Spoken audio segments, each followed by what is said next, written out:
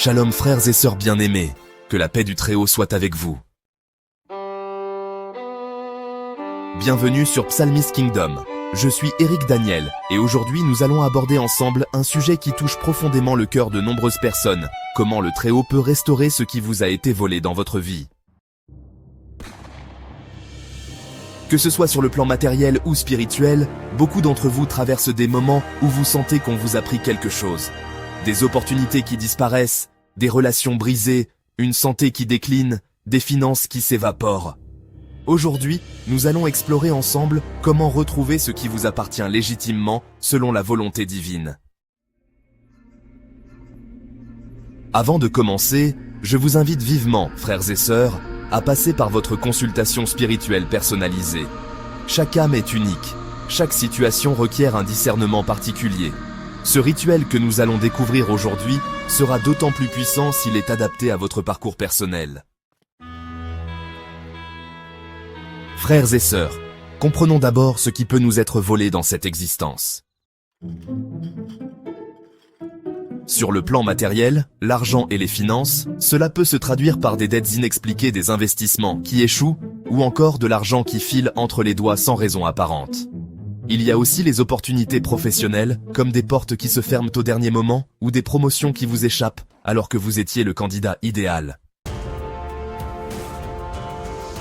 Il y a, parfois, des pertes matérielles qui semblent s'enchaîner comme si un schéma répétitif s'installait. Des vols, des destructions, des biens qui disparaissent sans explication logique. Et on se demande, vraiment, pourquoi cela tombe toujours sur nous ? Sur le plan relationnel, il existe aussi des pertes qui sont parfois difficiles à comprendre ou à accepter. Elles ne sont pas toujours visibles, mais elles laissent des traces profondes dans nos vies et dans nos cœurs.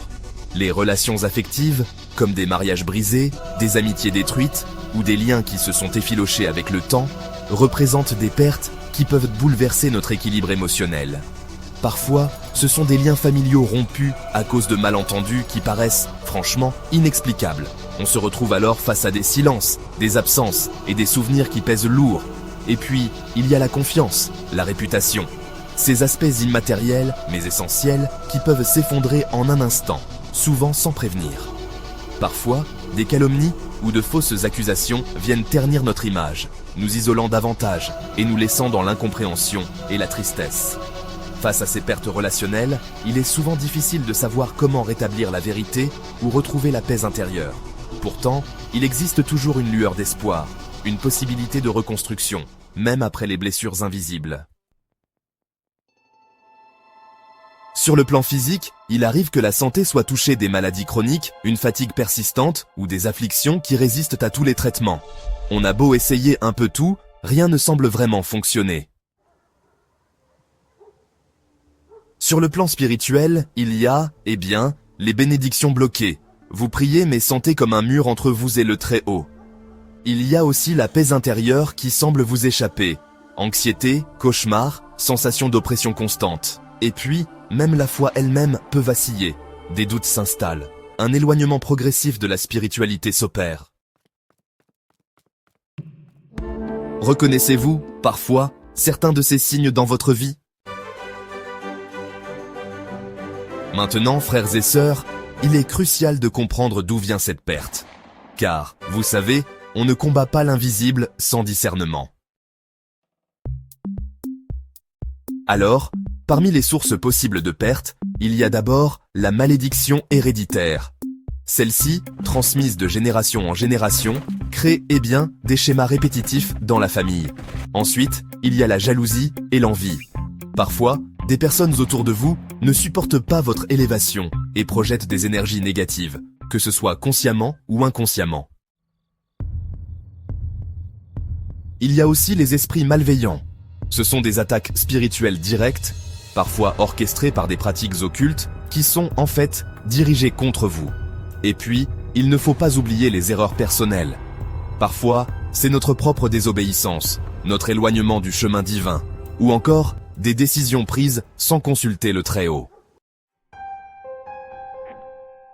Enfin, il y a les portes spirituelles ouvertes. Cela peut venir de péchés non confessés, de liens avec l'occultisme dans le passé, ou même, d'objets maudits dans votre demeure.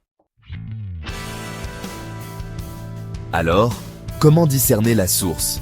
C'est une question essentielle, car comprendre d'où viennent nos expériences, nos pensées ou nos épreuves peut transformer notre manière de les vivre. Parfois, la source est évidente, mais souvent, elle se cache derrière des couches de sentiments ou de circonstances. Eh bien, tout d'abord, par la prière sincère et l'écoute intérieure. Prendre le temps de se recueillir, de méditer, d'écrire ses pensées ou ses ressentis dans un journal permet d'ouvrir un espace de clarté. C'est dans le silence que l'on entend parfois les réponses les plus profondes. Ensuite, en observant les schémas, la perte que vous vivez est-elle ponctuelle ou bien répétitive? Est-ce un événement isolé ou un motif qui revient dans votre vie? Cette observation attentive aide à distinguer ce qui relève du hasard, de l'apprentissage ou d'un message plus profond à comprendre. Il est aussi sage de consulter spirituellement quelqu'un qui possède le don de discernement. Parler avec une personne de confiance, un mentor ou un guide spirituel peut offrir un regard extérieur et éclairer ce que l'on ne voit pas soi-même. Le partage et l'écoute sont précieux dans ce cheminement. Et, n'oublions pas, parfois, c'est par les rêves et les révélations que le Très-Haut peut vous envoyer des réponses.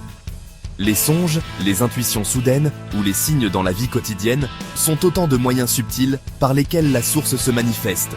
Soyez attentifs, car la guidance peut prendre de nombreuses formes inattendues. Avant d'aller plus loin, prenons un moment pour réciter ensemble le psaume 109, versets 1 à 5, afin de commencer notre libération, d'accord ?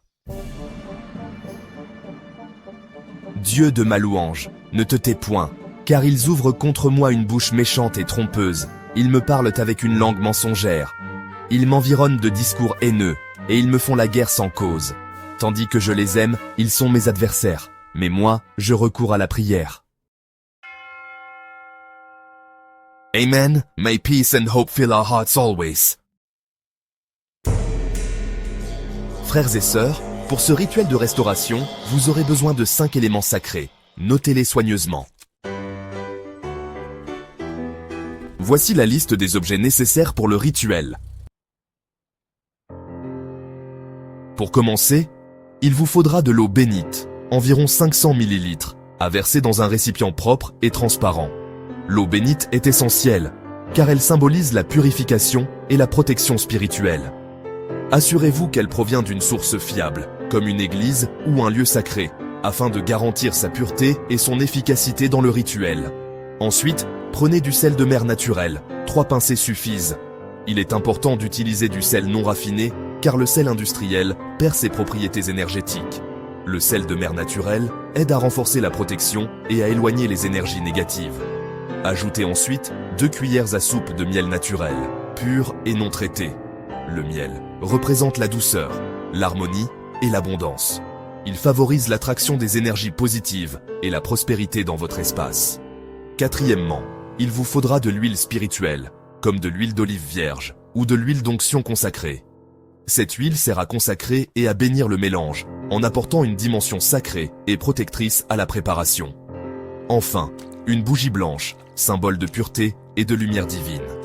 Allumer cette bougie pendant le rituel permet d'invoquer la clarté, la paix et la protection spirituelle, tout en créant une atmosphère sacrée et apaisante.